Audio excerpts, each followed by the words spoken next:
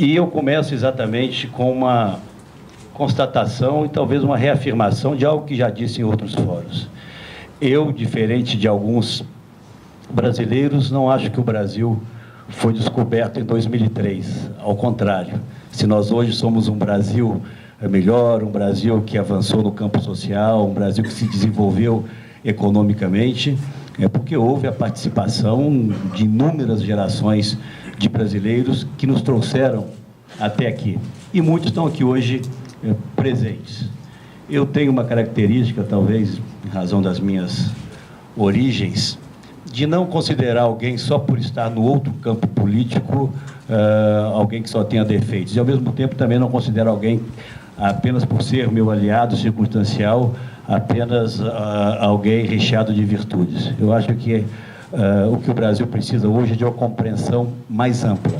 E isso passa pelo reconhecimento de que não fosse a ação de diferentes governos, de diferentes lideranças, nós não teríamos construído o Brasil que nós somos hoje. A média do crescimento do Brasil, a partir de 2003, foi a menor da América do Sul.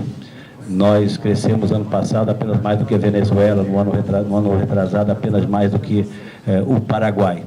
E um país das dimensões do Brasil, com o potencial do Brasil, com as condições que o Brasil tem, não pode se contentar com esse cenário absolutamente impróprio e desconectado das nossas potencialidades.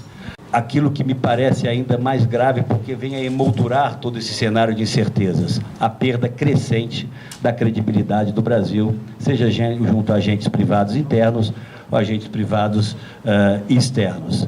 E, obviamente, nós sabemos o quanto custou, pelo menos 14 anos, para que nós recuperássemos o nosso grau de investimentos e apenas 5 anos para que nós o perdêssemos. O atual governo demonizou ao longo dos últimos 10 anos as parcerias com o setor privado, absolutamente essenciais à construção do nosso desenvolvimento, principalmente a infraestrutura, se curva agora ao final do governo a necessidade dessas parcerias, mas faz de forma improvisada e às vezes até envergonhada. Ao longo de todo esse último período, o que nós assistimos é o custo do Brasil aumentando, uma carga tributária escorchante, os senhores são vítimas permanentes dela, e aí vem uma outra consequência, ao meu ver, absolutamente perversa para o Brasil, que se pressupõe uma federação, ou deveria efetivamente agir como uma federação, que é essa concentração crescente e absurda de receitas nas mãos da União. De federação, o Brasil, a passos largos, caminho para se transformar em um Estado unitário. Nós vemos perdendo ao longo do tempo competitividade e, infelizmente, no momento em que deveríamos estar aqui falando sobre produtividade, sobre competitividade, nós voltamos a falar sobre controle da inflação e garantia de contratos. Nós retrocedemos, a verdade é essa, a uma agenda de 10 anos atrás.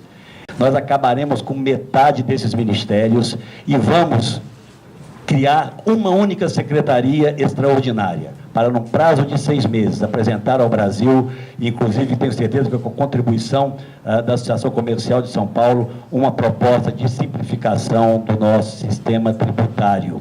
Esse é o primeiro passo, objetivo e concreto, para que nós possamos, ao longo do tempo, abrir um espaço fiscal para que se possa caminhar na diminuição dessa carga tributária. Dentro desse novo escopo da administração federal, nós vamos trabalhar para essa redução, como eu disse, pela metade do número de ministérios e a transformação do Ministério da Justiça em Ministério da Justiça e da Segurança Pública, garantindo aos recursos da área de segurança pública o mesmo sistema de liberação que nós temos hoje, por exemplo, em relação aos recursos da educação.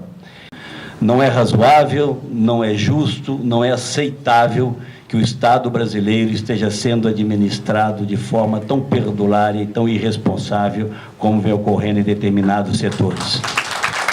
Não é lícito que empresas como a Petrobras, e não preciso entrar em detalhes porque as denúncias que se sucedem nos envergonham, nos aviltam e nos indignam, mas infelizmente não se restringe a uma determinada empresa a consequência perversa desse aparelhamento sem limites do Estado brasileiro para um grupo que chegou no poder. O Brasil tem que trabalhar para reconectar suas empresas nas cadeias globais de produção. Nós temos que nos reconectar com parceiros que possam efetivamente abrir mercados e, obviamente, estimular a nossa economia.